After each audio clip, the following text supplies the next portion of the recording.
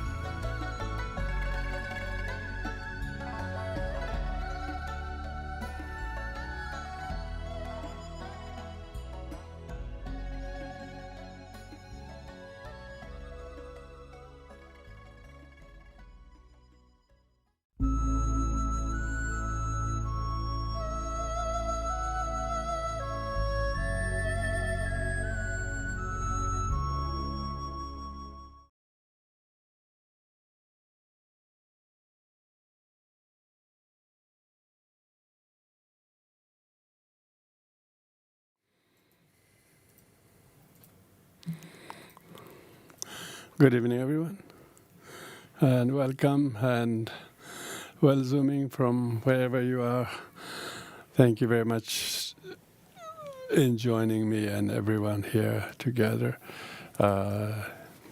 listening deeply from our hearts to very old but authentic and relevant stories which very much will make sense to some of your lives, happenings that you cannot understand or couldn't accept the way they have.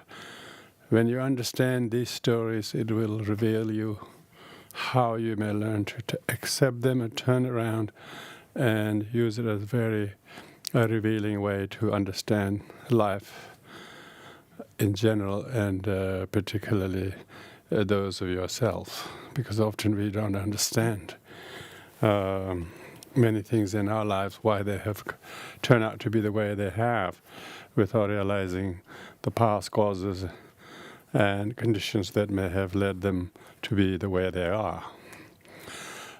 So thank you very much. We'll start with the regular prayers. Everybody, join your hands at the heart to reaffirm our faith and confidence in the teachings of the Buddha. So with this, please do the prayers. In the Buddha Dhamma Sangha Ajara Vijala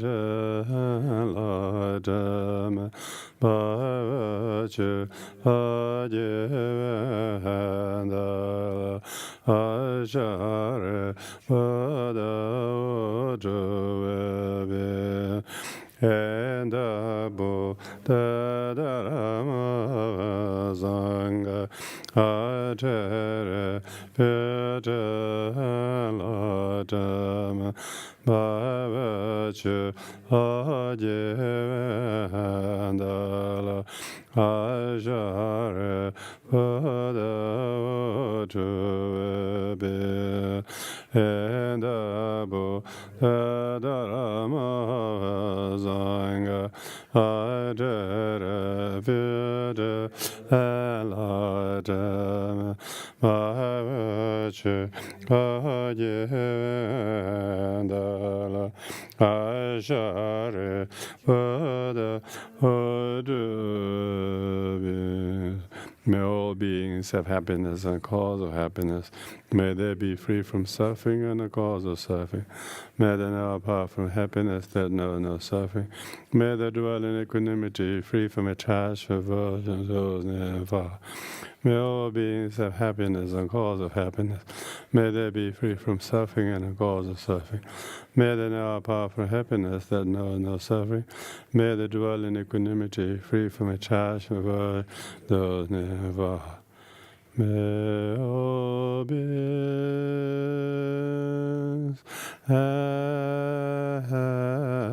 happiness, and the cause of happiness. May there be free from suffering, and the cause of suffering. May they never find the happiness that knows no suffering. May they dwell equanimity, free from attachment and aversion to those near and far, according to the intelligence and predisposition of it, where hath the yatanda dharma, O great Lord, and come ego.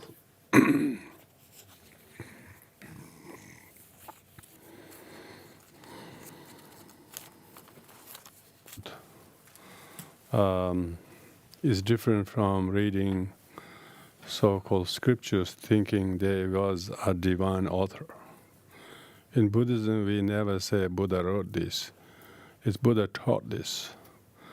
Buddha taught to an audience of the time as well as future audience like us. To every member of the audience will have some relevance what he taught. Because authors write things, but he or she thinks. Even most of the modern, very famous books that are sold, many people read it. Just for that very moment's enjoyment, to pass 2 hours. But after that, there's very little or no meaning, because it's not based on true story. They're just fiction. But Buddha's teachings are not fictions, they are facts. They're facts that are relevant to each and every one of our lives, that we have denied to accept them. We have denied to accept the very things that we are responsible for our own experiences, try to impute on somebody else. We've been denying, but we want to read fictions. We want to believe in our other people's fictitious writing. We don't want to accept our own factual life, that we are author of, our own authors of them. So this is the problem. So that's why sutras or discourses of Buddha are all thus I've heard. Buddha spoke this not just to tell one of his past life stories, but what story of your life that you have not paid heed to, and denied or rejected or argued, and still not come to grips with them. That's the foolish. The wise about the listening to this story is that you actually learn to turn them around and then develop an understanding and then interpret them very sanely and then grow from that. That's why this collection of sutras is called Wise and Foolish. As we listen to those stories, or when you, of course, people who are literate can read them, but there's even more merit in listening, someone reading to you. And particularly more merit if many are listening together. And this is not something reading first book out, say, 10 days ago of the hot press, and I'm launching it now time. No, it's a story that has been read and listened to thousands of times, last 2,500 years, translated into many languages, from Sanskrit or Prakrit, whatever was spoken language in which Buddha is said to have taught in. It definitely wasn't taught in Tibetan, nor was in Chinese, nor was in English. People argue whether Buddha taught only in Pali or in Sanskrit, but I think Buddha taught in every languages that his audience were listening to. And so therefore, when we hear the first phrase of each story, "Thus I've heard," and this, what I have heard, person who have heard is the direct disciple, cousin of Buddha himself, Ananda,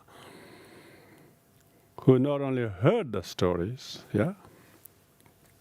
but it left a very deep impression on him, so much so that he couldn't forget any word ever since he heard the roaring lion sound of the Buddha.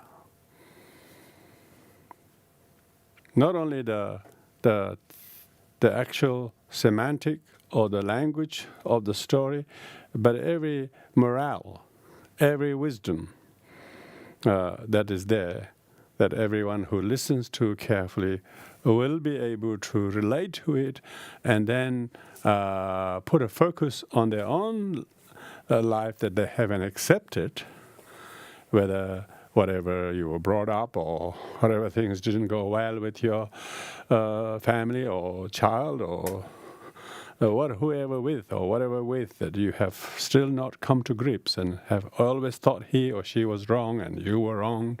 All this kind of things that we have rejected and not accepted the way they were. These were the facts, but we were telling another one fact that is only colored by our own jaundiced view of selfishness. So we don't really know the true facts from the point of view of other or others. It's not just between two people's story, is it? It's got many perspectives. And we only are so biased to our own version of it and thinking that we are a victim of his doing or that doing. And this is some of the greatest cause of pain and from which people are not recovering from. Foolishly, people are still burying their head in those stories, in those narratives that they themselves have been deceived wrongly by their own selfishness, greed, jealousy, arrogance, doubt, and so on. So Buddha has taken great liberty to tell this story in order to give as an example how to look at from a fresh perspective and what are those stories telling you. And then you try to interpret your life and your father's life, or that you have not accepted, or that you couldn't understand him, or whatever it is, What must have been the reason the poor man has to go through those things? We had no idea how to understand him.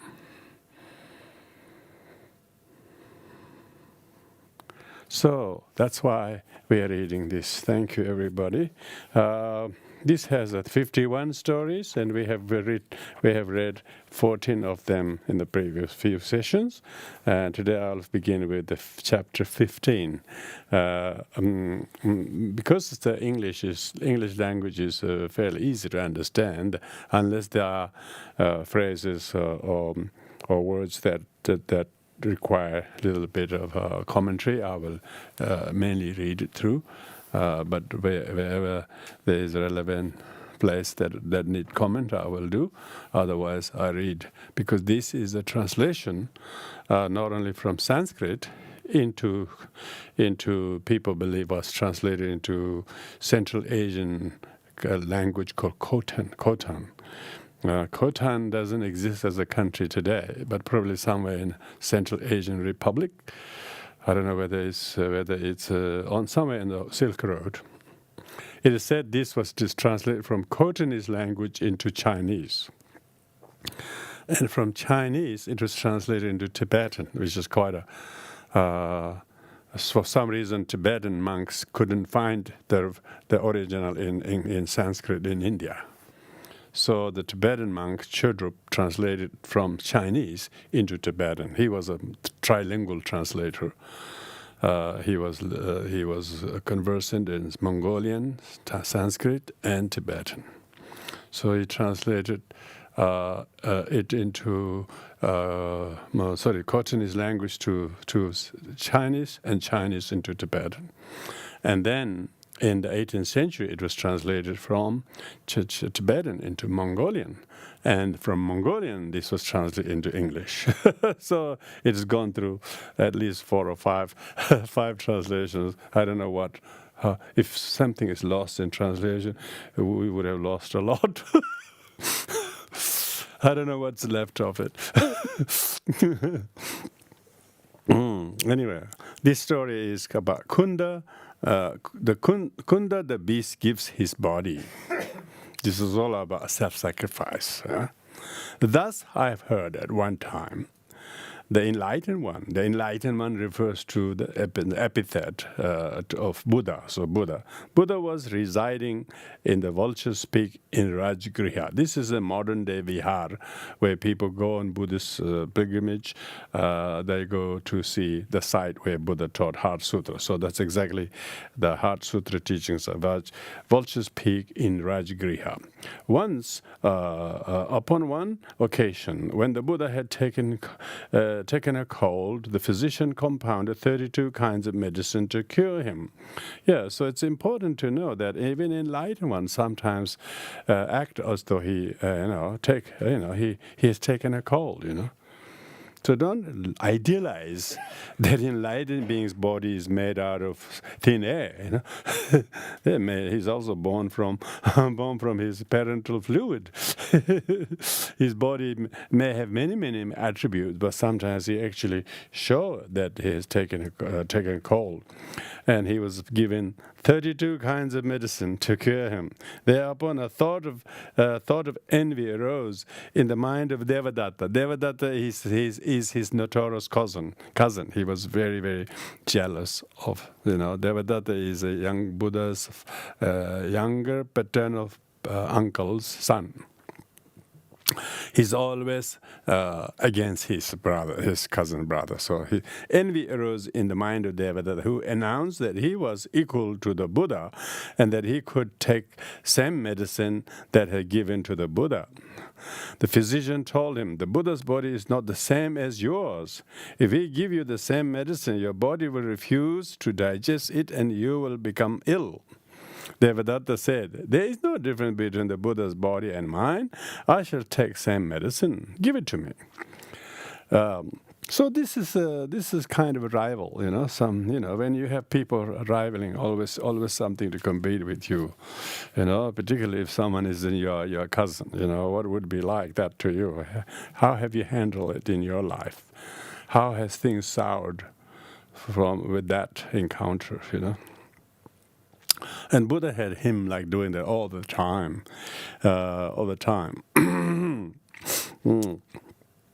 When the physician had given Devadatta 32 measures of the medicine, he was unable to digest it. It entered his veins, and he screamed in agony. From a distance, the Buddha extended his hand and touched Devadatta's head in compassion, and immediately his suffering was ceased. So this showing that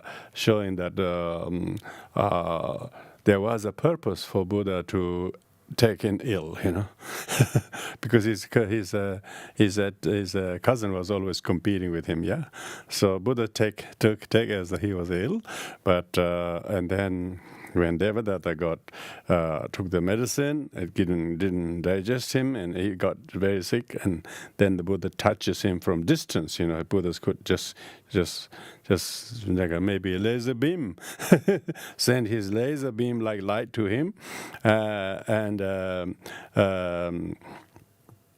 the Buddha knew, immediately he removing his suffering. But Devadatta knew that this was because of Buddha's compassion, but said, Prince Siddhartha has studied and become an expert in medicine, but I have no need of him. He says, he instead of accepting Buddha's supernatural power, he says, he knows medicine. I don't want to accept your medicine. When Ananda, now Ananda is also a cousin, who's Buddha's attendant. When Ananda heard this, so obviously, in this case, the story depicts as the Ananda is not the one who heard this story. So it must be someone else who heard the story. When Ananda heard this, he was displeased and unhappy, kneeling. He asked the Buddha, in his compassion, the Lord has healed Devadatta. But Devadatta is not grateful for the Lord's favor and constantly malign you. Why is this? So now Ananda asked the Buddha, that this is why is this guy is always maligning against you? You have actually cured him through your power, and yet he's, instead of appreciating it, he's still doing this. Buddha said, Ananda, it is not only now that Devadatta maligned me. In times long past, he did me great harm because of his evil mind. So he says, this is not the first time he's doing, and he's been doing this many lifetimes before. Ananda said, Lord, relate. I beseech you, how in times long past Devadatta harmed you? Now that's the story. The Buddha said, Ananda, inconceivable countless eons ago, there was, in this Jambudvipa, in the land of Benares, a king by the name of Brahmadatta. The king was a cruel, sinful, given to anger and attachment, and delighted in evil deeds. The king had a dream in which he saw the Kunda, the beast, with golden hair, with brilliance emanating from its body and illuminating everything around it. When the king awoke, he thought, the animal I saw in my dream is real, and I shall send out hunters to capture it and take its skin. Calling all the hunters in his country together, he told them, listen, in a dream I saw an animal with a golden light emanating from its fur.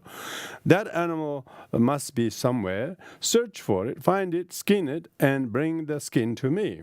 If you do this, I shall reward your families for 7 generations. If you fail, I shall destroy you utterly. Sounds like king. The hunters were greatly troubled. Retiring to an isolated place, they took counsel amongst themselves, saying, this animal the king dreamed of has never been seen or ever heard of. How are we going to find it? But if we don't, the king will most certainly kill us. Greatly worried, they continued. All of us should now go to distant lands where are snake infected and full of predatory animals. That should be our doom. But if there is anyone willing to risk his own life, it should be better if he want. One of the hunters said, if there is anyone willing to go to such a terrible place, find the animals and return, I'll reward him richly. If he were to die and not return, I'll give his wife and children a great wealth. One of the hunters thought, it would be better for me to die than all of these men to perish, and said, I will die in place of all of you. Thereupon he took provisions and set out. While traveling through many lands, his supplies became exhausted and he suffered greatly. At length, he came to a desert which was scorching hot in summer heat. Finding himself knee-deep in burning sands without food and water at the point of death, in his agony he cried out, O great merciful one, whoever you are, save, I beseech you, my wretched life. At that time, a Kunda beast with golden hair from which radiated golden light lived on a mountain. Hearing the man's cry from afar, it dipped its body in a cooled water, ran to the man, and sprinkled him with it. Then he guided him to the edge of a stream and helped him to enter it, brought fruits of various kinds, and fed him. When the man has regained consciousness, he saw the animal and thought, "This must be the animal the king saw in his dream. When I was at death's door, it saved my life. I can never repay its kindness. But now, how can I harm it? But if I do not, all the hunters and their families will be killed. What shall I do?" As he sat puzzling over this, his face has become sad. The animal spoke to this man, "Man, why do you worry so?"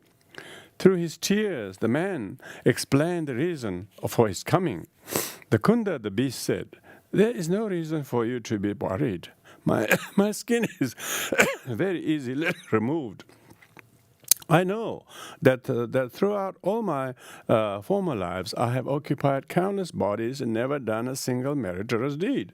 Now I should give you my skin in order to save your life. I give it to you with no thought of remorse." The hunter carefully removed the beast's skin, and the Kunda the beast prayed, "By giving you this, my skin, I shall save the lives of many. I offer this merit for the sake of all living beings.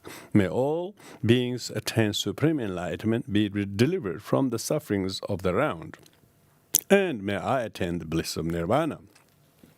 At that time, the worlds of the 3,000 great thousand trembled and shook in 6 ways, and all the palaces of the gods trembled.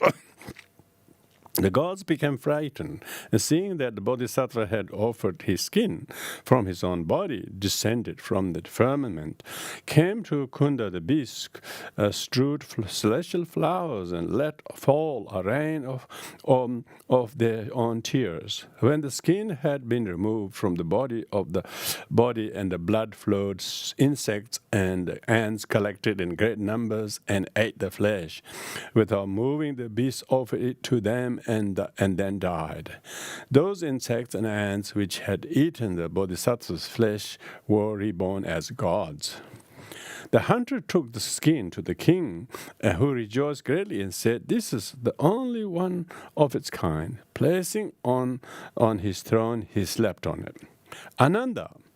So this is the story, yeah? Ananda, I was the Kunda the beast. The Buddha saying, in that life, I the Buddha at that time was the Kunda the beast. Devadatta was the king Brahmadatta who ordered this. The 80,000 insects who ate the flesh were Devaputras who attained the fruit when I attained enlightenment and turned the wheel of Dharma. When the Buddha had spoken thus, the noble Ananda and all the great assembly had faith in the supreme law. Some attained fruits of stream winners and once returners. These are talking about various sainthood, 4 stages of sainthood. What you call stream enterer, stream winners. Once returner enterers, once returner abiders. And non-returner enterers, non-returner abiders. And Arhathood enterers, Arhathood abiders. These are the 8 different stages of the Arhathood. So this is talking about the first 2 here. Some brought forth the roots of virtue of Pratika Buddha. Pratika Buddha is slightly higher than the Arhathood. Yeah? Some brought forth a mind of supreme enlightenment, entered the realm of no return. All lauded what the Lord had taught and rejoiced. Yeah. So that's the story of the Kunda, the beast. They're talking about past life relationship, basically. So the fact that Buddha had Devadatta being the difficult and always maligning him in that life is not the first time. And there have been like that many times before. So this story is very relevant to us because sometimes we we think that when we have some situations, even say wonderful things happen to us, we think that's only first time or maybe one-off. There are many, many good causes and conditions that you have good merit to be so nice to each other in past lives.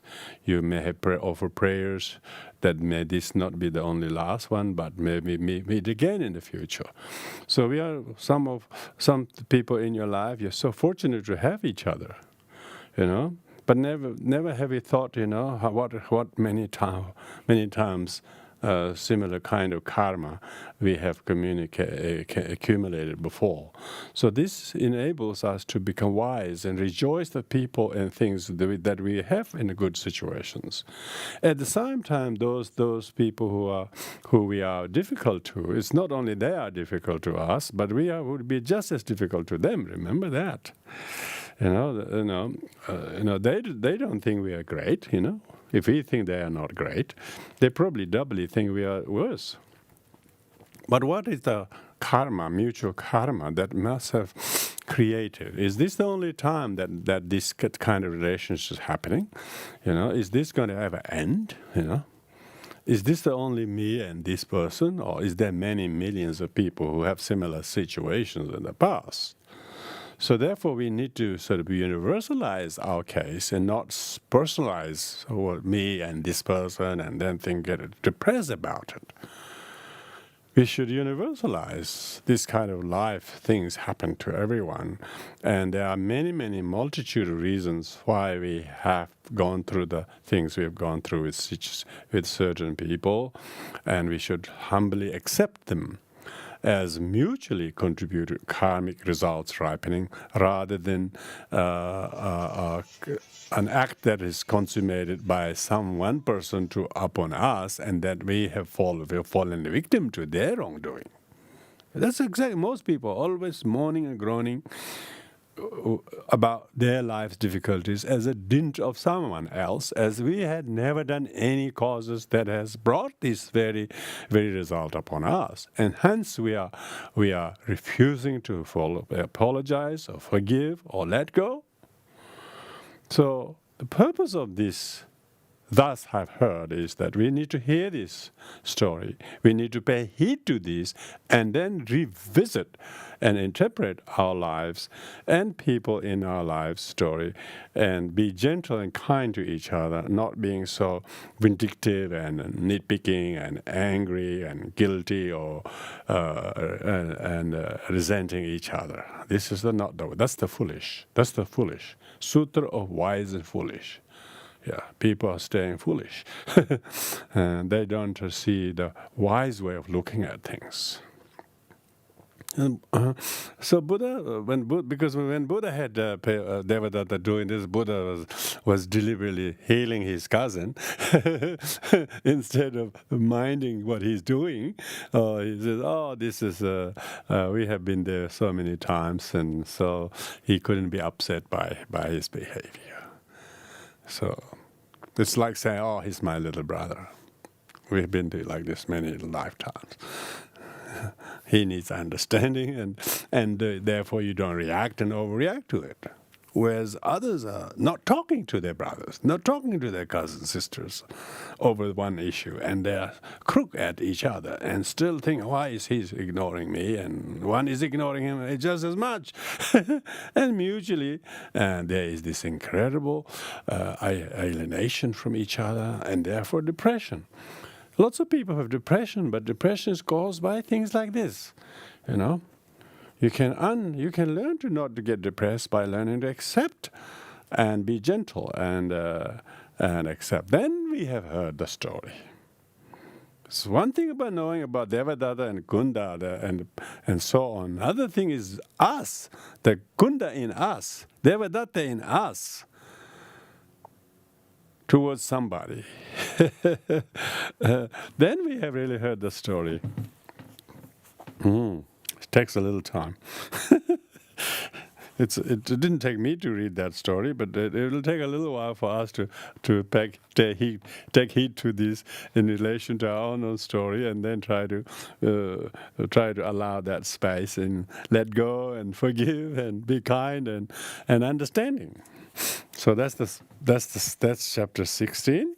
Now next is chapter chapter 15 rather.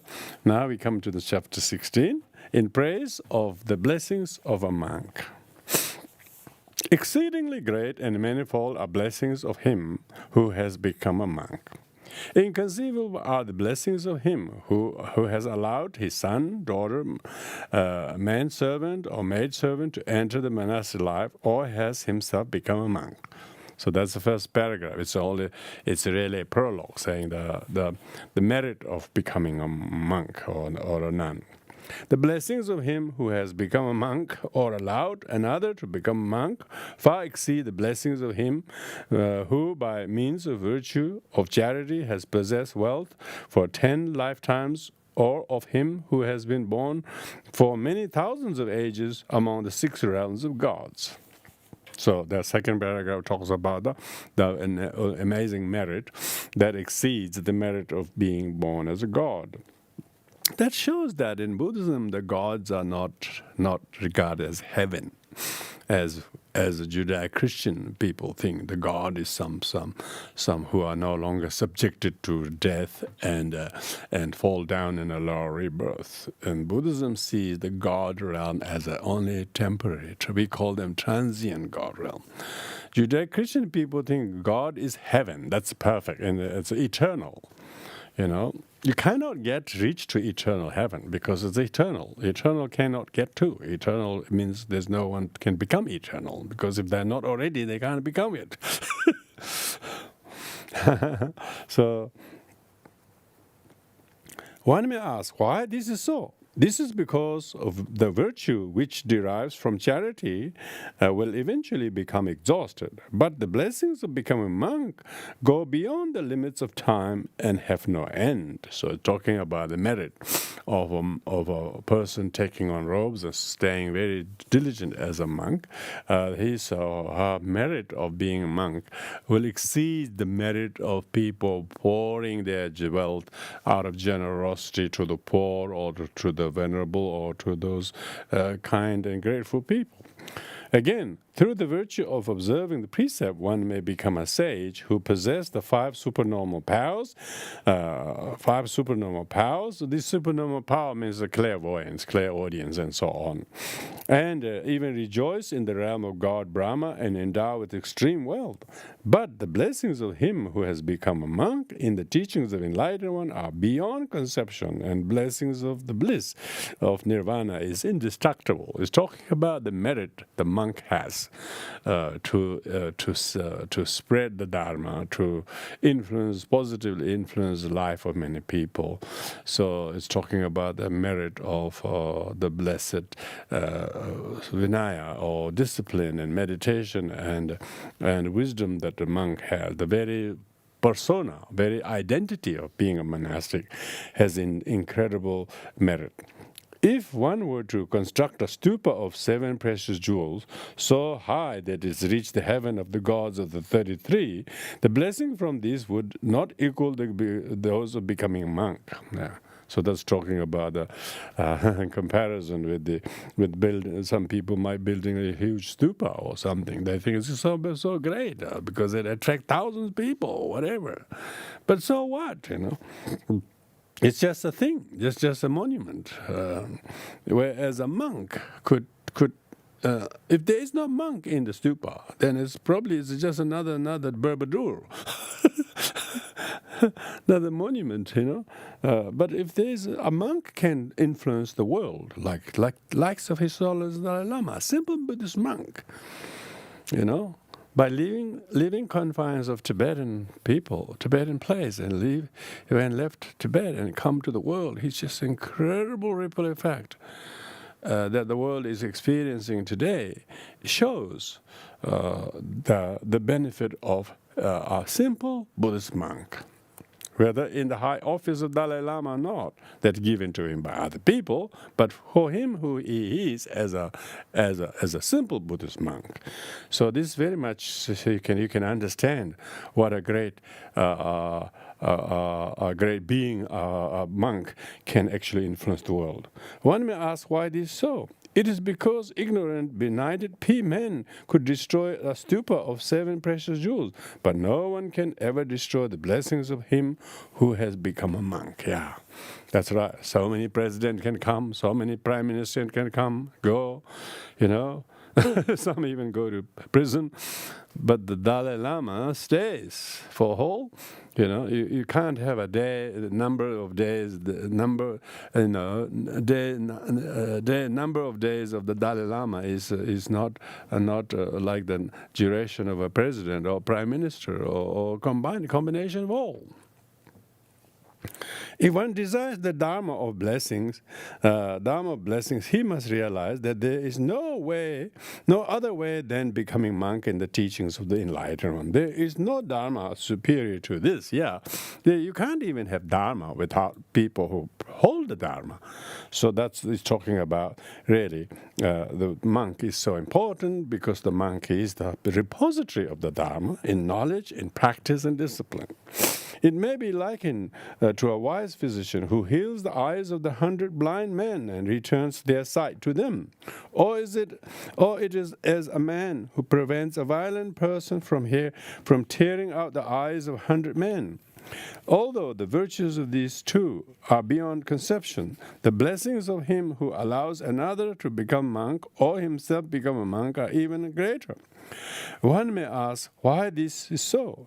It is because the first two, when they saved the sights of others, brought forth worldly blessings.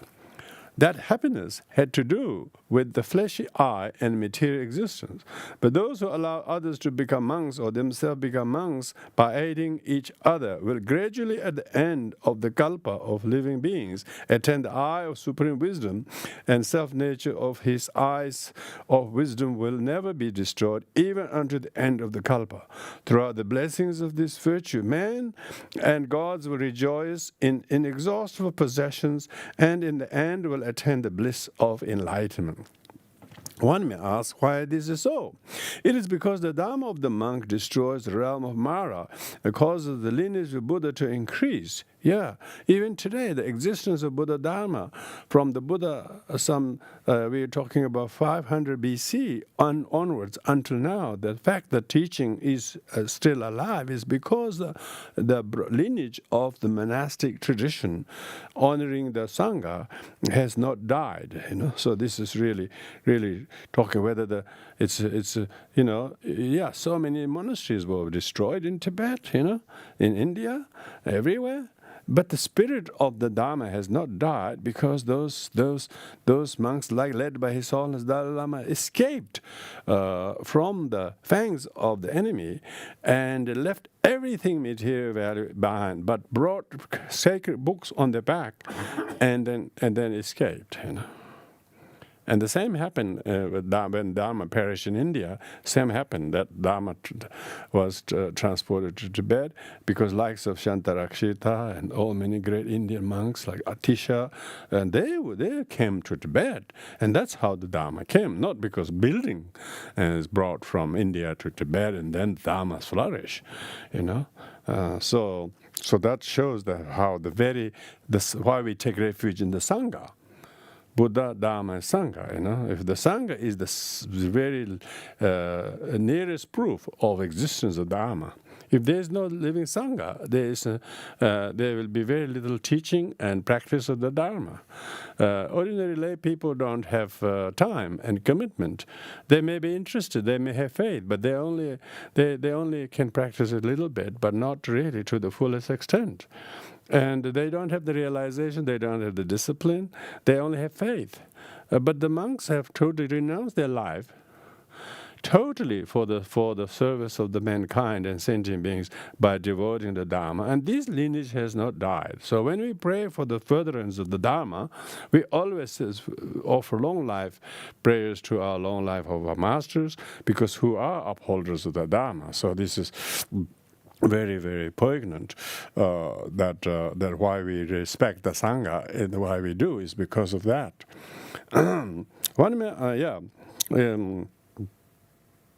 The Buddha have taught that blessings of becoming monk are higher than Mount Sumeru, deeper than the bottom of sea, and more extensive than the firmament.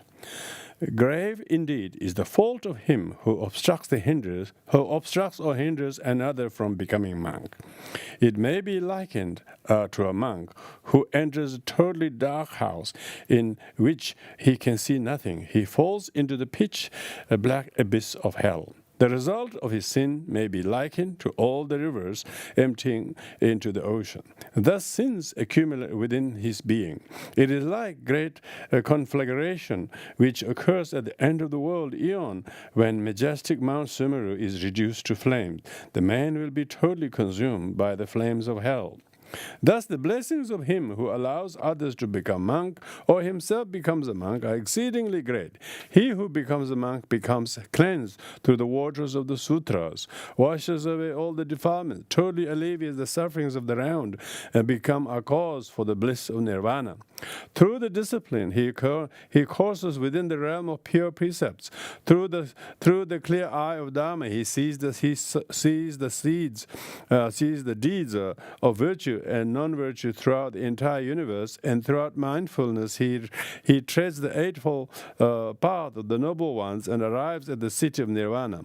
He who allows older and younger people to become monks and himself become monk, great are his blessings. And this is why when the Buddha Dharma came to Tibet, it was such an honor to have introduced monasticism in Tibet. But Tibet was a very, very kind of a virgin land for Dharma. It was never had Dharma. It had an animistic religion following, always nature worshippers, and they had their own kind of indigenous belief. So, but they never had people becoming monastics. They never have heard of it. So when the king and people really wanted to bring the Dharma, they first tested. They first chose 7 Tibetans, whether they will be a suitable candidate or not. And they took a great effort. They had to choose very, very carefully. 7 very, very dedicated young boys, and they were called Simimidun. These are selected boys as probational monks. And they didn't have monks to begin with, let alone Dalai Lamas or Karmapas, all these high names. We didn't have any Dharma. We didn't have even one monk, Out of the 7 monks, one became Basalnang. Basalnang is the great translator. He was the great first abbot of Samye Monastery, that shows how Dharma got ignited in Tibet through Basalnang. Basalnang is the first Tibetan monk who became abbot of Samye Monastery, the first monastery. This is how Dharma started, It doesn't descend from heaven. These days people have the belief somebody is born high, reincarnation of this or that. This has gone a little bit and kind of quite different from where it should be, It should be simple, ordinary person, really renouncing the world of wealth, pleasure, company, success, fame, reputation, and company, status, company, and comfort and food, and all of those renounce. And among those who are able to renounce all of that, very few. These days, we are lamenting the fewness of the people willing to become monks. Because very few people want to renounce anything. Because more people live in comfortable first world kind of comfort, the more people become indulged and they don't want to give up nothing. So nowadays people give up nothing. How can they become monks? Because they cannot give up anything. That's what, even though Tibet in 7th century didn't have much comfort, maybe some yak hide and sampas and meat and what else, they don't have to renounce much. But even then, they were wondering whether we Tibetans can make good monk, It took a great effort, And Basanang was an incredible monk, He was, and no wonder why he became the first abbot of the first Tibetan as abbot of our own home monastery, He must have lots of collective merit to be the first abbot and incredible sow the seeds of Dharma. So we can see the effect of those early thinkers and kings who put a lot of effort to choose those boys and train, put a lot of effort. We put all our national what we call reserves, all the national dividend, all the money of the government was spent training monks and supporting the monastery, not on arms, not on nuclear weapon, not building boundaries like Great Wall of China. Then we didn't do anything. We just gave all the money and gold to send boys to India to study Dharma. And most never returned. So half of them died on the way too. Some died in India. Most very few. When Rinpoche Zangpo was sent with 16 friends, only 2 of them survived because of the harsh weather and whatever. And 2 of them who returned out of 16 became the pillars of the revised Dharma in 11th century. So this story is not some kind of airy-fairy story. These are really facts. How the sole monk, 1 or 2 monks, actually did the work. Like Mahinda, who is Ashoka's son, went to Sri Lanka, and one monk and his sister, as a nun, made the Dharma possible in Sri Lanka in as early as 2nd century AD. Now, in 21st century, still Sri Lanka, features as a strong Buddhist stronghold of Buddhism because of the good work of Venerable Mahinda. Same goes to China, the Xuanchang, Xiqing, Faxiang, and name it. All this incredible lineage of monks. We should rejoice.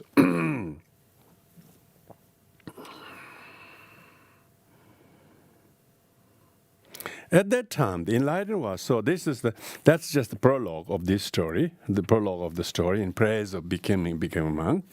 At that time, the enlightened one that's Shakyamuni Buddha, was residing in the grove of Kalantaka bird. Kalantaka bird actually is bamboo grove. It's bamboo grove. Sometimes things are named after the residents. Some are named after the residents. Here, the things are named after the resident, that are bird. But actually, why the birds are there so many is because there's so many tall bamboo groves. It's a huge bamboo grove. It's even today, you go there, in Virajgriha, there is a bamboo grove that's situated under a very big, large, square pond, bathing place, in the city of Rajgriha. There was, at that time, the city of Rajgriha, a householder by the name of Majestic Being, who was 100-year-old. Having heard the blessings of a monk were beyond measure, he asked himself why he too should not become a monk in teachings of the Buddha. When he told his wife, sons, men, women, servants, that he thought of becoming monk, they, weary of the decrepit old man, rejoiced. Yes, they told him, the time has indeed come for you to join the brotherhood. Do so quickly so we can get rid of you. Some people question whether they can become a monk when they're old or not. The old householder went to the bamboo grove. See here that it talks come to the bamboo grove, because these birds are not always there. So, the bamboo grove is always there. So the old householder went to the bamboo grove where the Buddha was residing and spoke to the monks. Where is he who benefits gods and men, the great compassionate one, the victor, who has passed beyond phenomenal existence? Monks replied, the enlightened one has gone to other places for the benefit of many. The householder asked, O monks, who among the disciples of Buddha is the chief in wisdom? The monks answered, Monk Shariputra. The householder, leaning on his staff, the good old man, went to Shariputra, laid aside his staff, bowed and spoke, Venerable one, I request you to ordain me in the brotherhood. Monk Shariputra thought, certainly this householder is incapable of study and meditation or of doing work of Sangha. He said, Householder, you cannot become a monk at your age. Return to your home. The old man then went to the Venerable Mahakashyapa. This is another monk, Mahakashyapa, who actually became Buddha's successor, Upali and others, and begged them to ordain him. These worthies asked him whether he had yet requested ordination from any of the other monks, and when he said that he had asked Shariputra and Shariputra had refused, they said to him, Shariputra is chief in wisdom. Since he has forbidden you from becoming monk, how can we ordain you? It is as when an experienced physician treats a sick. If he is unable to heal him, how can less experienced doctors cure him? The man will certainly die. If Shariputra, he of the wise mind, has rejected you, how can the other monks ordain you? In despair, the old householder left bamboo grove, sat down at the gateway, wept loudly, and cried. So he's going to be the main character of the story. Since the day I was born, I have committed no great sin. Why is it that I'm not allowed to become a monk? Upali, the other outcast, because Upali is another outcast. In those outcast, he's a barber. In India, the caste system really was very bad, and so Baba was like an outcast. He says, even Upali become monk. I haven't done any terrible things. Upali and other outcasts have become monks, scavengers, even and even Angulimala, who killed numberless human beings, and even brutal men like Asiputra have taken the monastic vows. What sins have I committed to be prevented from becoming a monk? Now he has a valid reason why he has been not allowed when all those people were allowed to become monk. While he was saying this, the Buddha, his body radiant with signs of 7 jewels of India, appeared to the householder, majestic being, and asked, Householder, what is the cause of your sorrow? Of course, Buddha knew that, but he just have to ask, doesn't he? Hearing the voice of enlightenment, sweet as a melody of Brahma, the householder suddenly became overjoyed and filled with adoration. His joy was that of a child who sees his parents. Folding his palms in reverence and kneeling, he worshipped the enlightened one and said, Lord, outcasts, brutal men, liars, slanderers, and men of evil lineage have been admitted to the brotherhood. What sin could I have committed to be prevented from becoming a monk? Because I'm old, my people at home have become tired of me and put me out. I can no longer go home. If I do not become a monk, I have no place to go and shall die here. Buddha asked, Who was it that forbade you to become monk? The householder replied, He who turns the wheel of law, he who is the master of law, he who is the supreme in wisdom among your disciples, he who is the guide of those living in the world, Shariputra. It was he who refused to ordain me. Like a father speaking to his child, the great compassionate teacher spoke comforting and loving words to the householder. Do not let your mind be troubled, householder. I myself shall ordain you. Shariputra has not, during numberless eons, exerted himself in the austerity, nor has he, for hundreds of eons, brought forth virtue. Shariputra has not, in previous birth, allowed him allowed his head, eyes, bones, marrow, flesh, bone, skin, feet, hands, ears, nose to be cut away and offered them freely. Shariputra has never given his body to a tiger, has not even burned in a pit of fire, has not had his body pierced by 1,000 iron pins, nor has he had his body burned by 1,000 torches. Shariputra has not given away his hands, his cities, his wives, sons, men, and women slaves, elephant chariots, and 7 precious jewels. Shariputra has not, during the first countless kalpas, honored the 100,000 kotis of the Buddha, nor did he, during the intermediary countless kalpas, honor 99,000 Buddhas, nor during the final countless kalpas has he honored 100,000 Buddhas, having become a monk in their presence and become a perfect in the precepts and paramitas. Shariputra is not one who zealously teaches Dharma. How can he say that this one may become a monk and that one may not?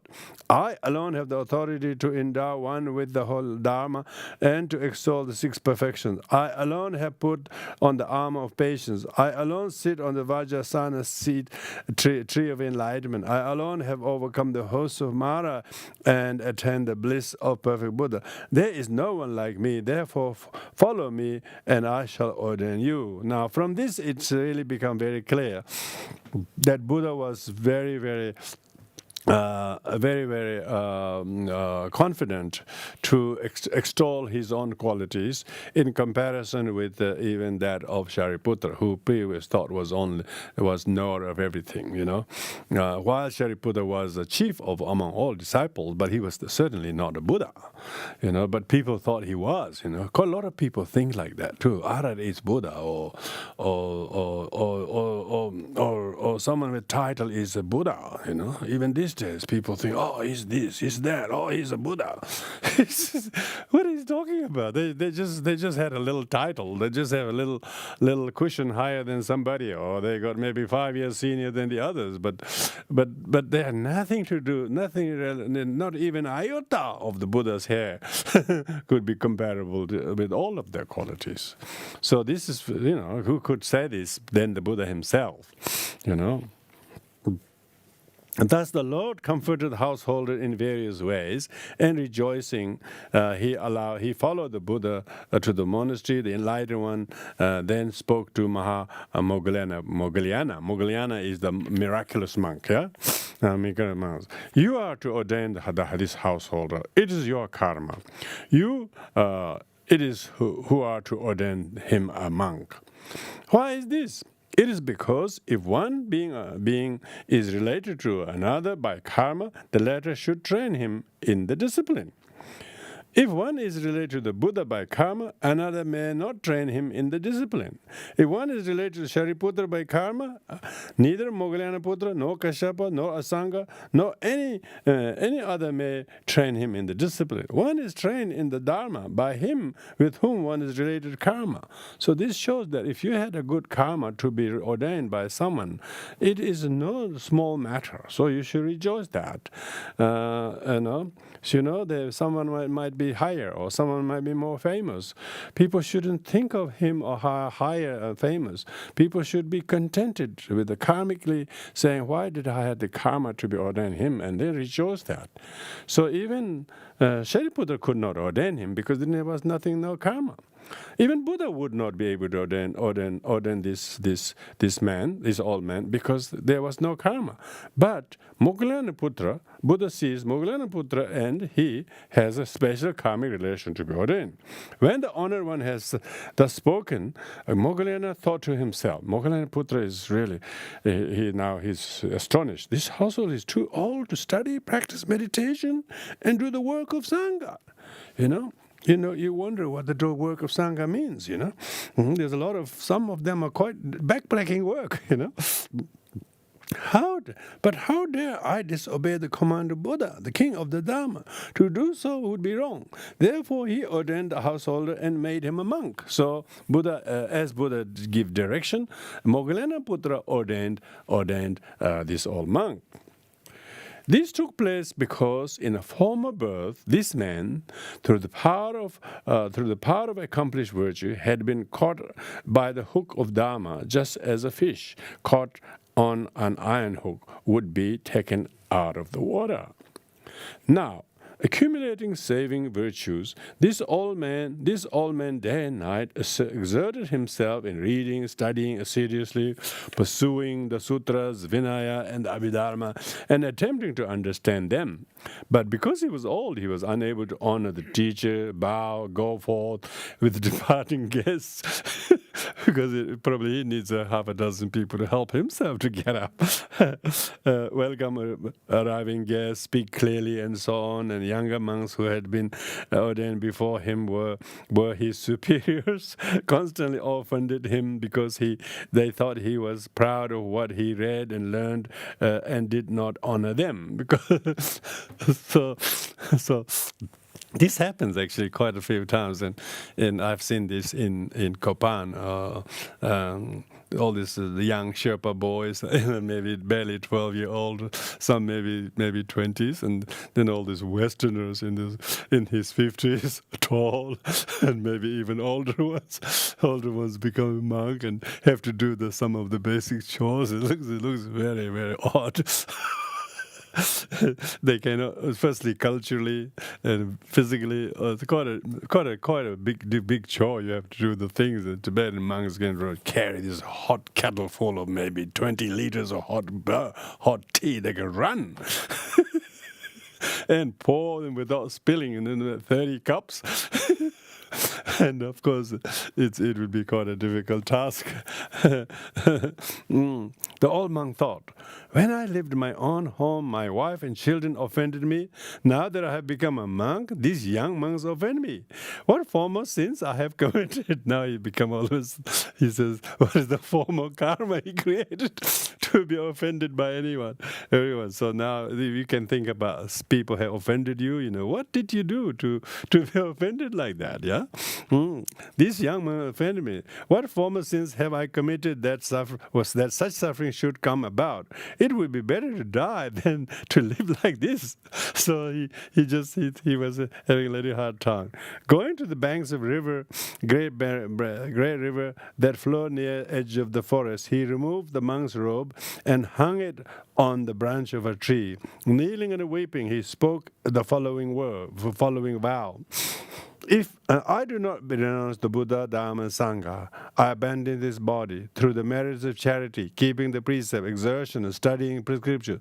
After I am separated from the body, may I be born in the lineage of those who have perfect possession and pride, and so on, who cause their own people to be honored, those who hinder no one from following supreme Dharma. May I ever encounter Dharma, three treasures, become a monk, exert myself in Dharma, and find a wise teacher who will teach me the way to supreme enlightenment. Making this firm resolve, he quickly threw himself into the swirling water. So basically, he committed suicide. He jumped himself. It so happened that at that very moment, Mongolian was looking with his deva eye to see what his aged disciple was doing. The Mongolian, he had done a difficult job, or then he was saying, what must be my newly ordained old monk must be doing?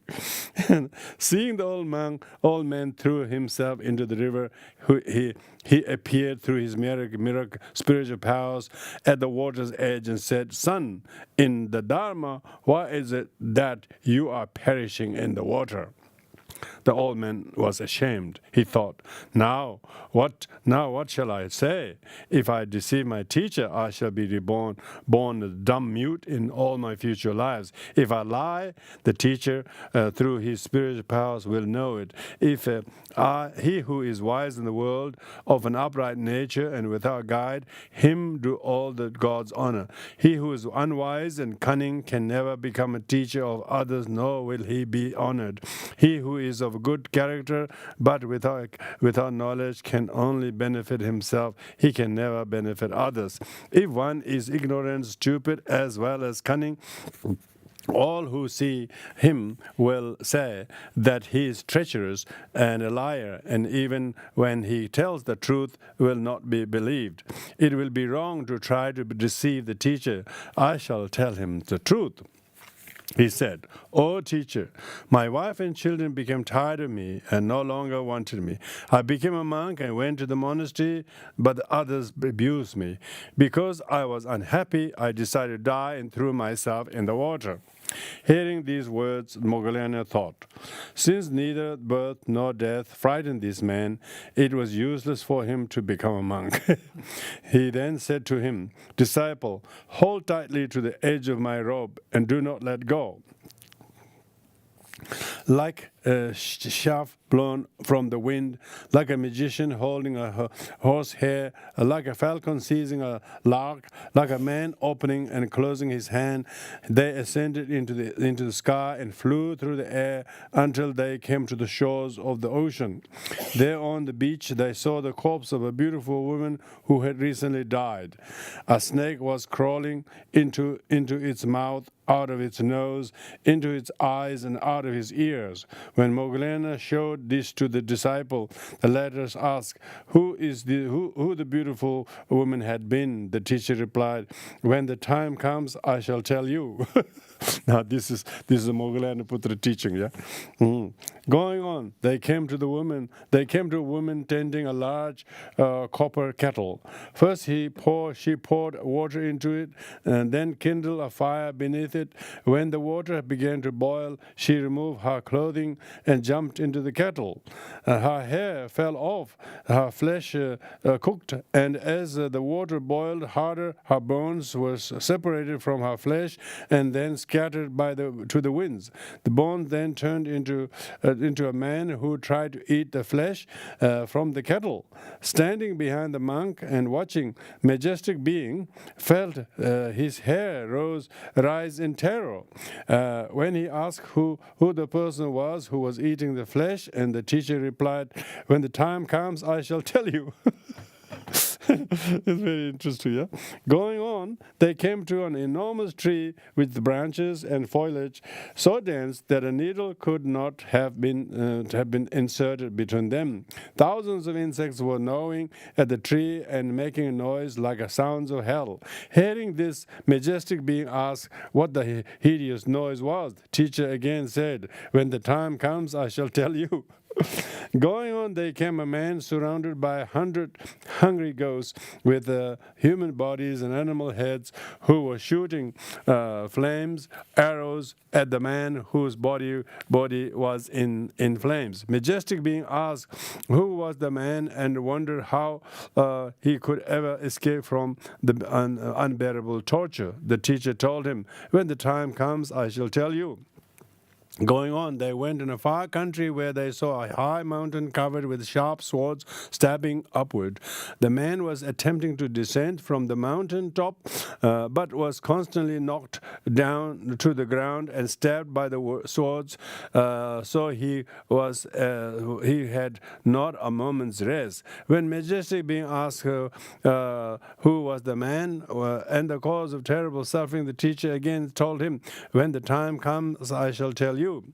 Going on, they came to a great mountain of bones, so high that it shut off the lights of the sun and darkened the ocean. A mountain 700 yojanas high. As Mogolena walked back and forth as on one of the spurs of the mountain, majestic being followed him, thinking, "Soon I shall lose my way and become separate from my teacher.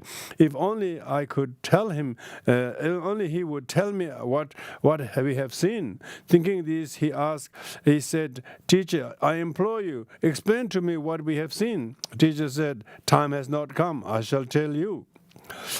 You wanted to know who the woman was? She had been the wife of a great merchant in the city of Rajgriha. Woman was beautiful and charming, and her husband loved her, and when he went to sea in search of precious jewels and 500 other merchants, she took her with him. When they had to set sail and were at sea, woman set up a mirror and a tripod and constantly looked at herself. Seeing herself lovely and attractive, she became great greatly attached to her own form.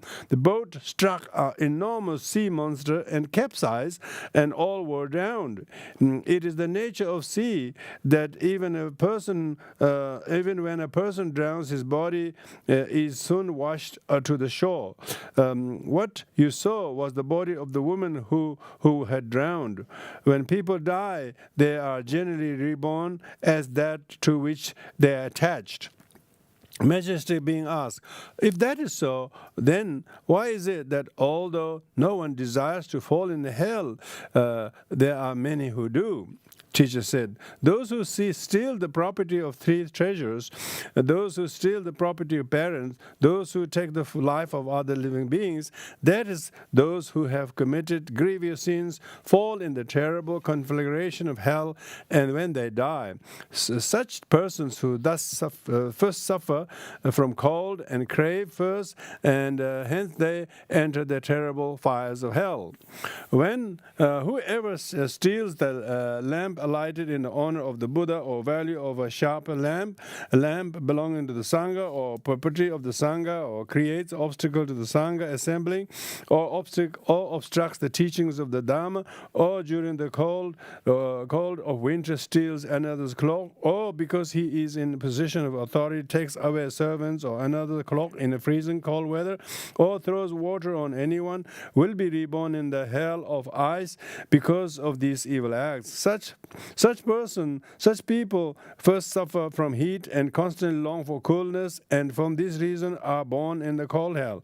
As the Utpala blue water lily, Kumuda water lily, Kamala lotus, and the Pundarika white lotus break open and split, so is it in this hell. Sufferings of the cold hell are like barley, which when it is parched and splits and bursts, one's head and bones split into 100,000 pieces. Whoever out of stinginess of greed deprives others of food, or does not give others food when they require it, will acquire a foul disease and be unable to eat. His wife and children will prepare various dishes and try to tempt him, saying, this is sweet, this is piquant, this is bitter, this is easy to digest. But this will enrage the man, because he will be unable to stand very sight of food. When he dies, he will be reborn as hungry ghosts. Whoever does not reverence the three treasures or humiliates the Sangha, such a one in this very life will contract a vile sickness and will be unable to lie down. When the one who takes a cure of such a sick person, knowing that he is going to die, tells him, now you should listen to Dhamma, observe the precepts, have an image of Buddha brought, invite the monks and pray with sincere devotion, create virtue, the man will displease, unhappy and angry. He will think, I hope I go to a place where I never ever hear of three treasures, precious jewels, precious virtue. When such a man dies, he will obtain birth among the animals. Man who strives for virtues, which is the foundation for gods and man, will not suffer when illness comes. At the hour of death, his mind will not be disturbed. He will be at peace. When those who take care of him or his relatives see that he is going to die and ask, do you wish to listen to the Supreme Dhamma? Do you wish to contemplate the image of the Enlightened One? Do you wish to hear the monks recite the Sutra and verses? Do you wish to observe the precepts and make a vow? Do you wish to make offering to the Buddha and Sangha? The man will say, how could I wish to do this? Indeed, I do want to do all this. And they'll ask the sick man, by reverencing the image of the Buddha, you will receive the Buddha's blessing. By honoring the Dhamma and making offering of your possession in whatever realm you are reborn, you will be endowed with knowledge and wisdom. By realizing the true nature of reality in your own mind, you will have understanding. By honoring the Sangha and making offering of your possessions, wherever you are reborn, you will be endowed with precious jewels and possessions. Hearing these, the man will rejoice and have faith faith and will make the vow. In all future lives, may I encounter the three treasures and hear the Dharma. Hearing it, may I understand it. When such a man dies, he will obtain a human rebirth. Whoever wishes to be reborn among the gods should perform great acts of merit, should experience joy in giving and observing the precepts and listening to the Dharma. When such a person dies, having performed 10 works of the virtue, he will lie down in peace and will see the body of the Buddha, the palace of the gods, daughters of the gods, will hear the profound voice of the gods. His appearance will be good when he dies, and extending his hand upward will be reborn in a higher birth in the realm of the gods. O monk, wife of a merchant attained an evil rebirth because she was attached to her own body.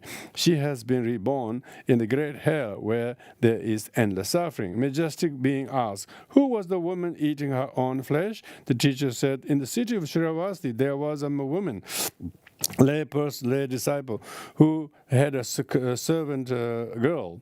The woman had invited a monk who kept the vows and maintained him in a outbuilding during the 3 summer months, and made daily offerings to him and various kinds of savory and fragrant food she prepared. There she sent to him by the servant girl at noon. The girl, when she came to a place where no one could see her, ate the best of the food and took the remaining scraps to the monk.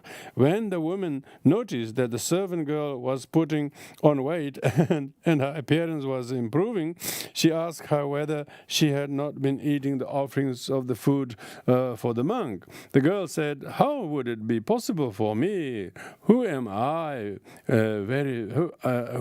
very devout, to take Guru's food?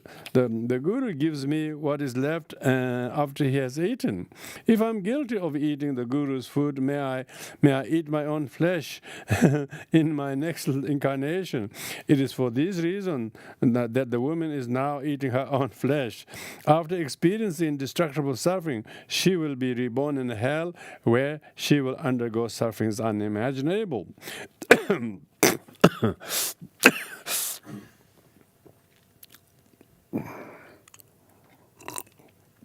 The aged monk then asked, teacher, who was the hideous noise? What was the hideous noise that insects made as they gnawed the tree? The teacher said, once there was a monk called Palladi, a custodian who administered state affairs of the Sangha. This monk appropriated the property of brotherhood, flowers, fruit, food, drink, gave them away to the people at a house in the city. For this he had reborn.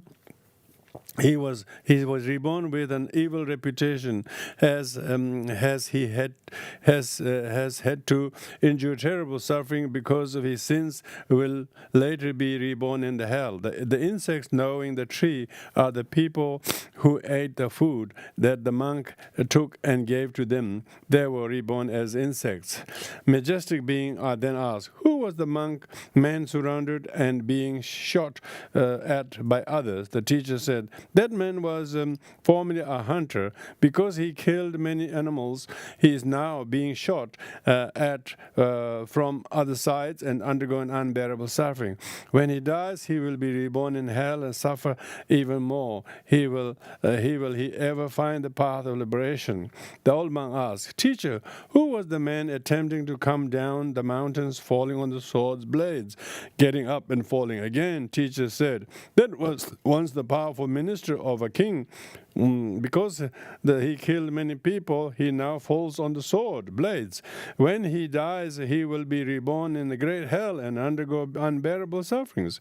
Then the monk asked, teacher, what was the great mountain of bones? Mongolian replied, O monk, if you really wish to know, that was your body in a former rebirth. The monk's hair stood on end in horror. He said, teacher, my heart is ready to burst. Must be my heart. My heart is, my heart, it says. My heart is ready to burst and anxiety. Explain this to me, I implore you. The teacher said, O monk, In the round rebirth and death are without limits and end. When good and evil deeds disappear, they are not annihilated. Whatever deeds done produces a result. Listen carefully, monk. In time long past, before there was a king in the Jambudvipa by the name of Excellent in Law. This king was generous, observed precepts, was devout and compassionate to good character, never deprived beings of their lives, was endowed with a signs of monarch and governed according to the holy law. When the king was 20 years old, it happened that on a certain occasion he was at leisure and playing chess.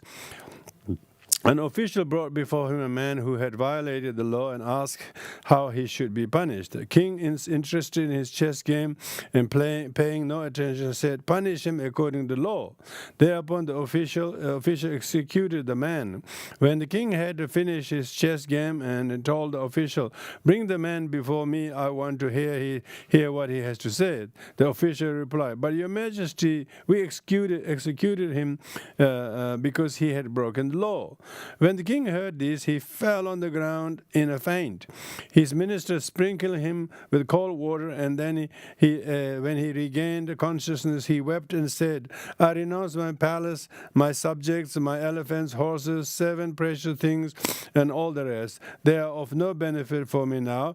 You, official, have done a deed because of me, which will lead to a rebirth in hell. Formerly, before I ascended the throne, the royal administration was righteous. When within a short time I die, I will be righteous again. Causing the death of human being, I have become an unrighteous king, and never in any future life will I sit on a throne again." Having renounced the throne, king retired to a solitary place in the mountains. When he died, the king was reborn in the great ocean as a sea monster, 700 yojanas long. It should be known that a king with his officials, if guilty of killing, passion, anger, and harm done to other living beings, are usually born as a sea monster. On a certain occasion, many worms attached themselves to the body of the great sea monster and irritated him. He rubbed his body against the crystal mountains, rubbed them, and the ocean became red and with the blood of the 500 fathoms. For these sinful deeds, he would be reborn in the great hell. On another occasion, when the sea monster had been asleep for 500 years, he awoke and hungry and thirst. He opened his mouth, and great ocean began to flow into like a flowing of river and sea. At that time, 500 merchants had gone into the sea in search of precious jewels. When the monster opened his mouth, their ship began to enter it, screaming, "Alas, we shall all perish." Each began to pray on his own. Some called upon the Buddha and Sangha, some called upon the gods of earth, mountains, sea, and some called the father and mother, wives, children, brothers, relatives. All shouted, "Alas, we shall perish, never again shall we our beloved Jambudvipa." Just as they were entering this monster's mouth, they called upon the Buddha in a great voice with one accord and with one intense faith. Their cry was heard, and the great gasping mouth closed. Water then stilled. The merchants were delivered from death. The sea monster starved to death and was reborn in the city of Rajgriha as an insect. Its body washed upon the seashores and baked by the sun and washed by the rain. Flesh disintegrated, and bones are now the mountains. Majestic beings, so you should know that it was you who were the king, and that you, because you allowed a man to be killed, were reborn as a sea monster in the ocean. Now that you have obtained a human rebirth, you must make great use of it, because if you do not, you must, when you die, you will fall into the hell, and rescue will be very difficult indeed. When the majestic being heard what the teacher had told him, and and looked at his former body. Great fear and doubt overcame him. Striving earnestly, rigorously, contemplating what had been explained to him with one point of mind, and observing his former skeleton, he understood the truth of the law of impermanence. He abandoned the sins of the round, totally stopped the outflows of the defilements, and became an arhat. When Moggallanaputra rejoiced greatly and said, "Son, in the Dharma, you have done in your own mind what was to be done. Until now you have depended on my power. Now make use of your own power and follow me." Then Moggallanaputra flew into the upper firmament, monk majesty being following him, fledging as a fledgling follows his mother in flight, until they came where Buddha was. The younger ones did not know that majestic being had become Arhat, and as formerly they looked down upon him with the disdain. But he sat respectfully and showed no irritation. Buddha, however, did know, and to prevent the younger monks from offending him and to extol his attainment, called him to his side before the assembly, asked, "Have you been to the seashore, majestic being?" Majestic being answered, "Yes, Lord, I have been to the seashore." The enlightened one said, "Tell me what you saw there." When majestic being had related all that he has seen, the Buddha said, "That is good, majestic being, that is good. All that you saw there is true. You have now abandoned all the sufferings of the round and have become an object of veneration among gods and men. O monk, you have done perfectly what has to be done." When the younger monks heard this, they were filled with remorse and said with regret, "Not knowing that this noble one was endowed with wisdom and knowledge, we, for no reason at all, offended him. Retribution will be most certainly come upon us for this." They then went to the monk majestic,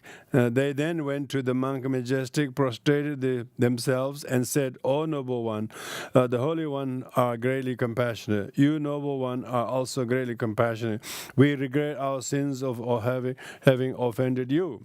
The monk said, "Your offense did not harm me. You are forgiven." Seeing the sincere repentance of the younger monks, he taught them the supreme Dharma. The monks, relying on the Dharma which leaves the round rebirth, stopped their outflows by dint of great exertion and became Arhat. The fame of the great householder majestic being spread throughout the city of Rajgriha, and all in amazement exclaimed, "Ah, what cannot be done if an old man such as he can become a monk and teaching of the Buddha, attain fruits of arhatship, and teach the supreme Dharma?" And thoughts of pure devotion and faith were born in the minds of the people of Rajgriha. Some allowed their sons and daughters to join the order. Some allowed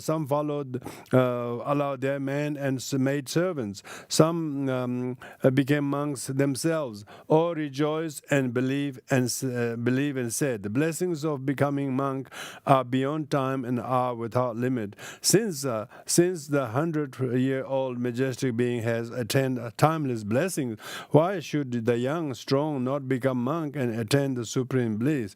Supreme bliss. Let them also become monks and exert themselves in the Dharma."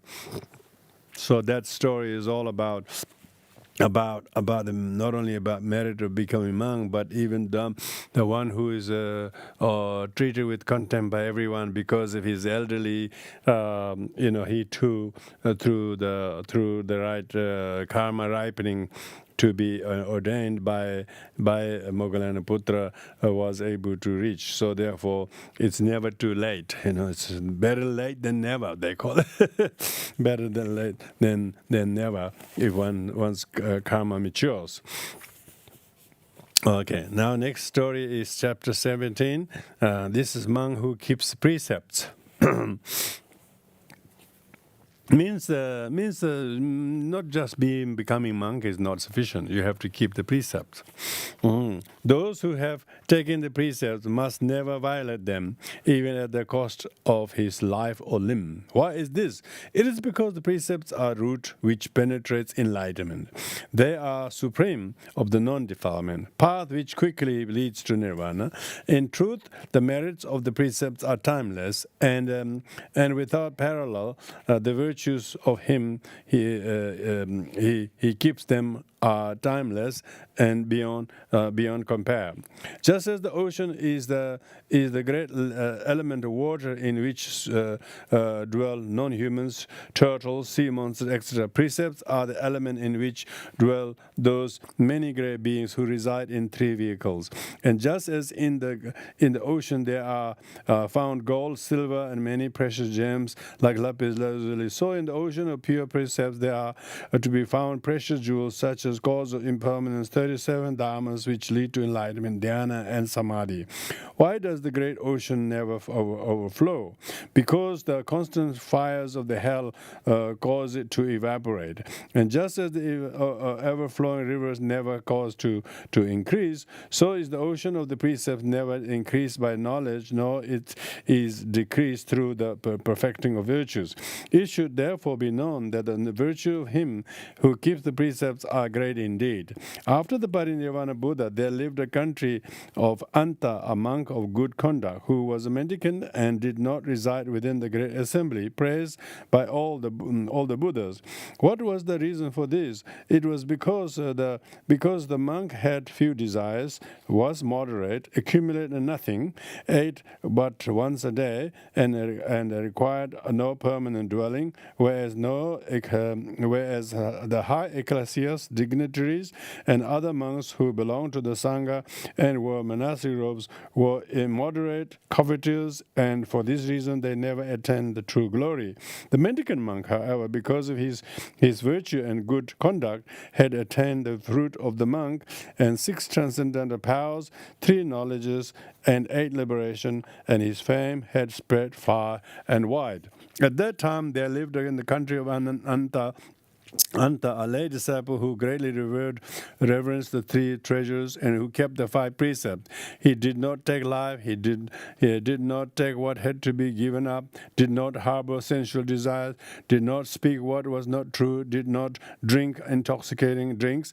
This lay disciple honored and reverenced the mendicant and prepared food and work it to him each day, thinking that the merits would thus be greater than if he invited him to his home, as a monk would not have experience to heat and cold while coming and going. In general, monks are like a mango. They are those who pretend to good conduct, but inwardly filled with attachment and desire.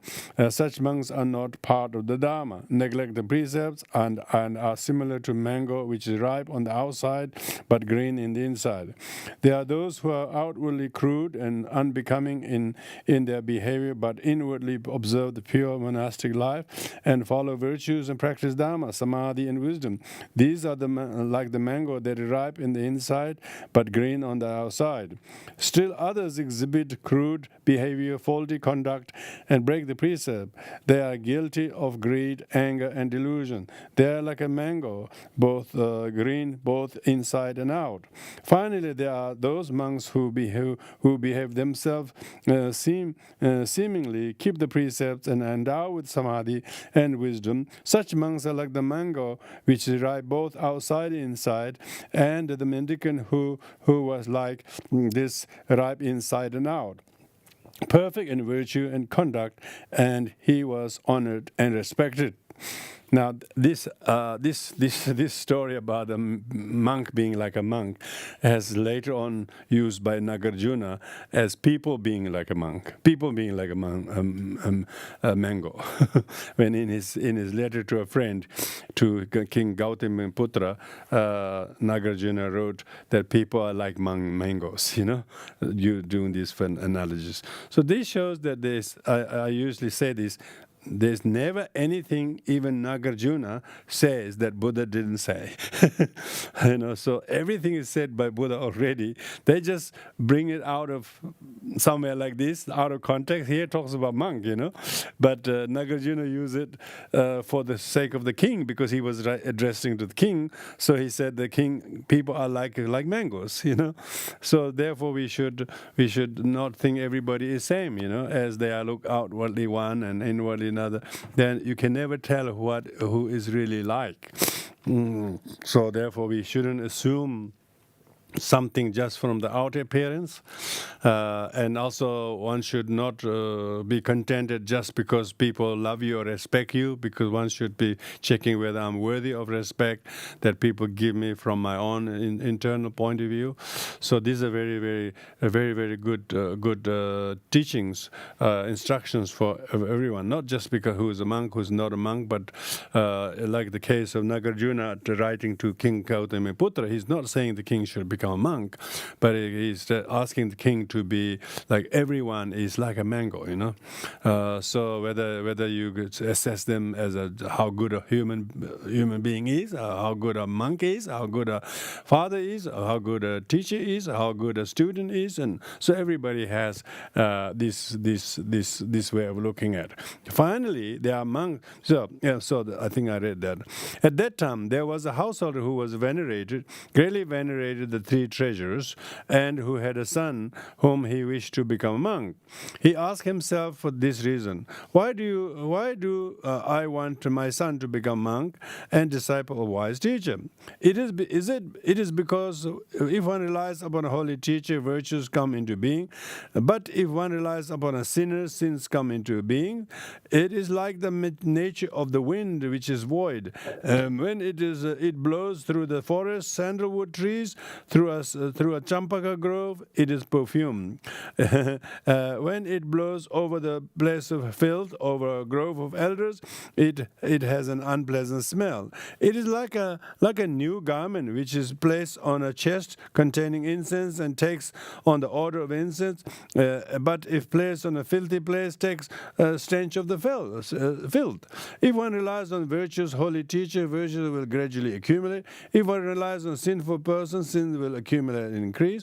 Therefore I shall have my own son become monk and study with the mendicant. Going to the mendicant monk, he said, Venerable sir, I have brought my son to you and wish him to become monk. Do you, in compassion, ordain him? Should you approve it, I shall take him back home with me. Should you not approve it, I shall take back with him too. The monk looked and with his spiritual eye and saw that if the boy were ordained, he would keep the precepts and understand and disseminate the teachings of Buddha, enlightened one, and immediately ordain him. Upon a certain occasion, a certain householder prepared a festival and invited a lay disciple who sent food to the monk and his sons and daughters, men and women servants.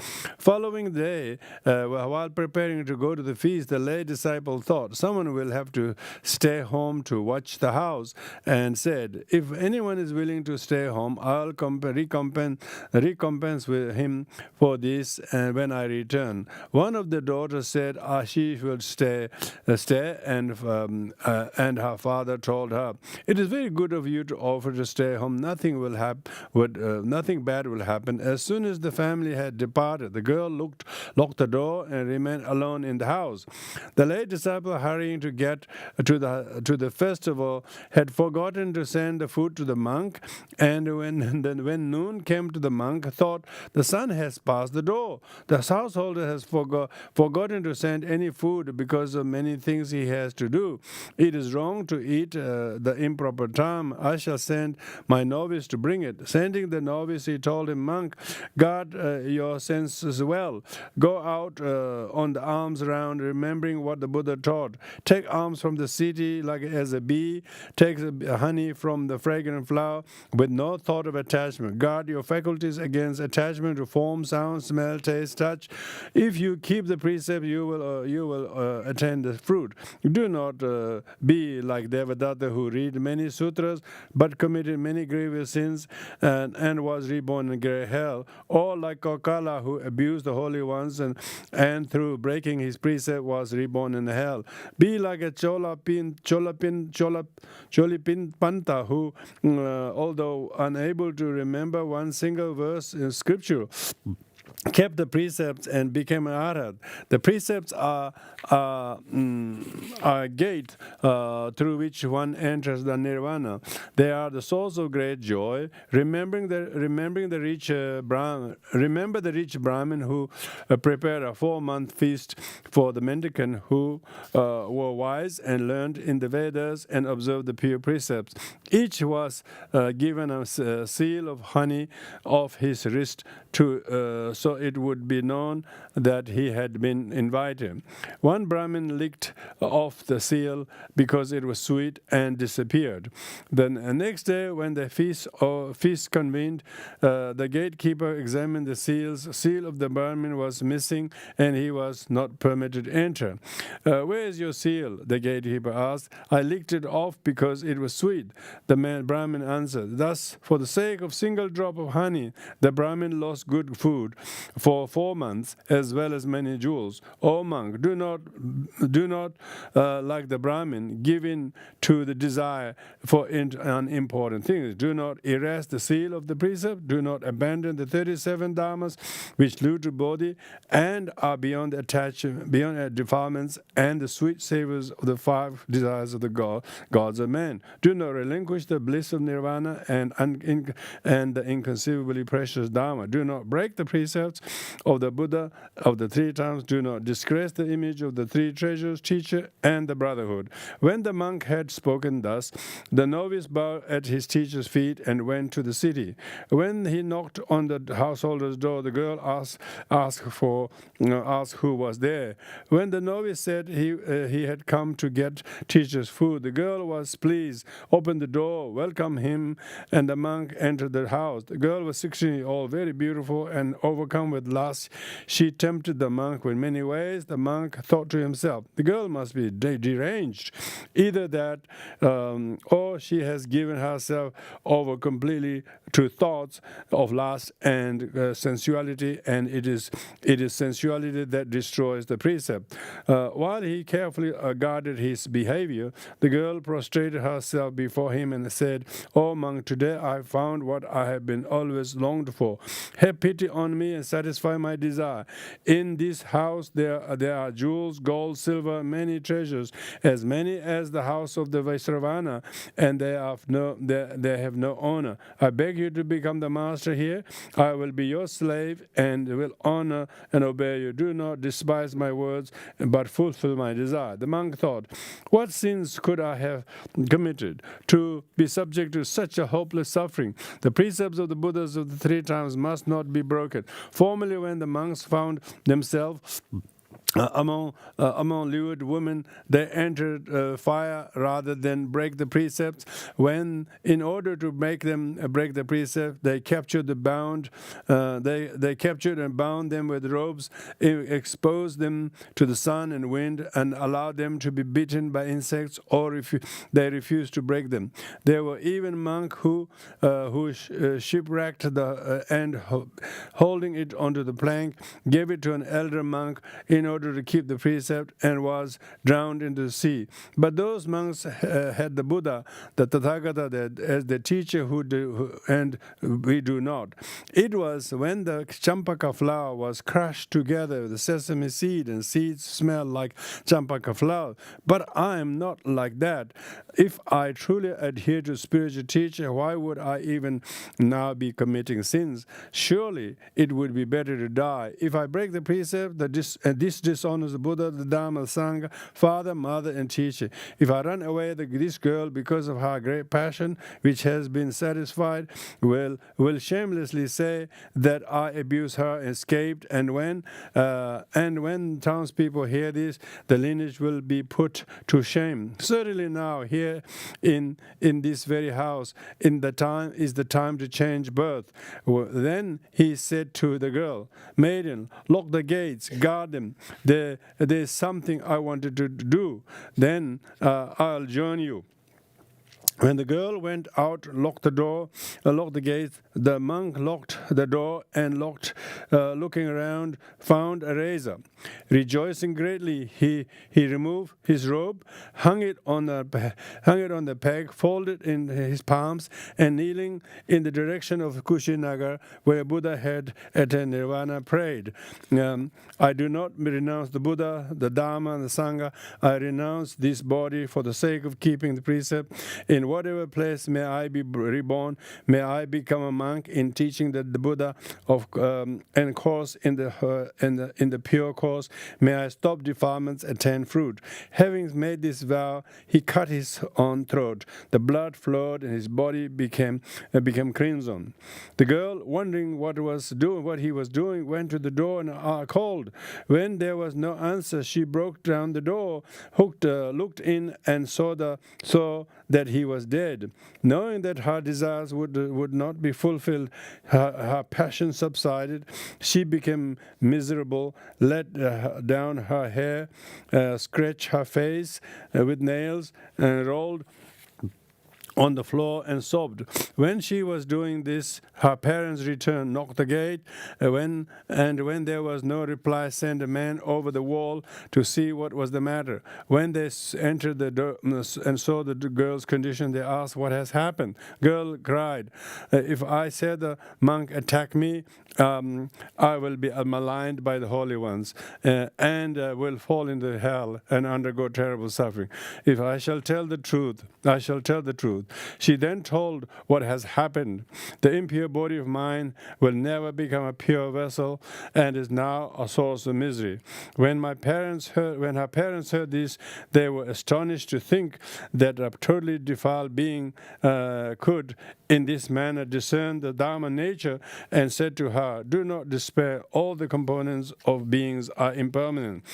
Seeing the monk's body covered with blood like a red sandalwood tree, they bowed before it and lauded the monks for dying rather than breaking the precepts of the Buddha. It was a law of that country that when a monk died in the home of a layman, 1,000 gold coins were to be paid to the king. Taking 1,000 pieces of gold, the lay disciple went to the king and said, Your Majesty, I have a great sin on my existence, in conscience.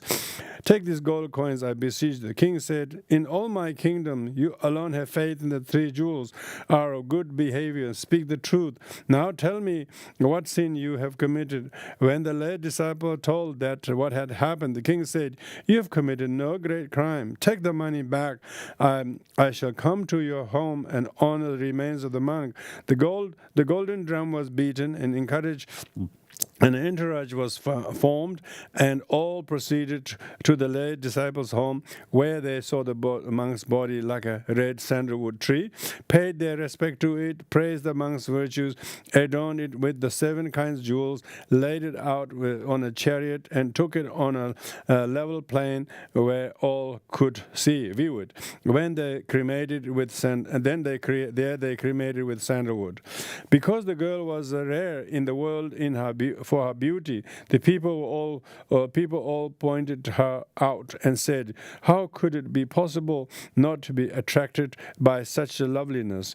Marvelous indeed is that the monk did not attain the fruit of this, but surrendered his body and died in order to keep the precept. They then invited the monk's teacher to come to teach them the supreme Dharma. When he had taught it to them, they had faith, and some became monks and attempted to keep the precepts. Some brought forth to a mind of supreme enlightenment, and all had faith and rejoiced. So this is a lovely story about how both everyone concerned by learning to guard the precepts, not being tamed or not being tempted by doing the wrong things. How it is showing how many time great rare practitioners are few, but those who few have kept the Dharma and Vinaya very pure, and has therefore kept it as beautiful as they are worthy of respect. So this wasn't just a monk keeping precept, but also by virtue of that, how the girl also didn't tell lie, but she actually told the truth, and how one good effect can have the effect to the others, like giving the example of a sandalwood grove. Then every other piece of log will also be wafted by the good smell of the sandalwood. So thank you to listening to the story and reading with me, because it has inspired me, as well as it would have inspired you to see how these kind of stories are very rare. People who will do such, who are able to have such incredible courage to risk their life rather than to be tempted by worldly desires or worldly purposes. And this is why the one who is able to conquer his afflictions is not conquered by the opposite, and as a result of that, they become arhat. They become arhat because they conquer their enemies, their afflictions. And we are not talking about conquering anybody or proving someone did wrong and someone did this to me, and if you go and do that, that's why the world is on a vicious cycle of always blaming each other and never doing anything to rectify themselves through their skillful endeavor. So with this we conclude here. Everyone, thank you very much. We dedicate the merit of whatever we heard and whatever had touched us, whatever has inspired us. Sure, there will be many seeds of virtue that we can cause them to grow in our mind. And likes of the people who we have good connection to, they are not just these lives, this not by chance we have met them in this life. We have done many such good things in the past that we have good fortune to meet again. And thus we should not let them become destroyed by fit of us, anger or difficult situations. Be tolerant and be compassionate, be understanding, and not lose our sensibility to over small incidental difficulties. We should have mutual compassion to each other and make them not go wasted. So with this we'll do the dedication.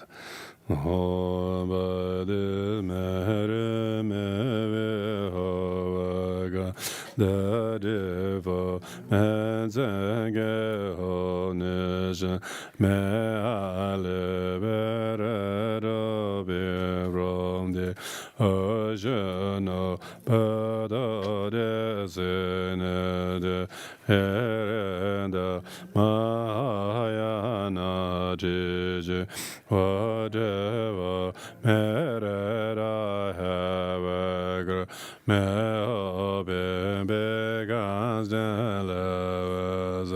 to hold the Mahayana Diji courage Manjush renewed as a mantra follow it over the example. I should the mere mede selem body jida tebe eternaya danzo where has been bo metengre freely that gener.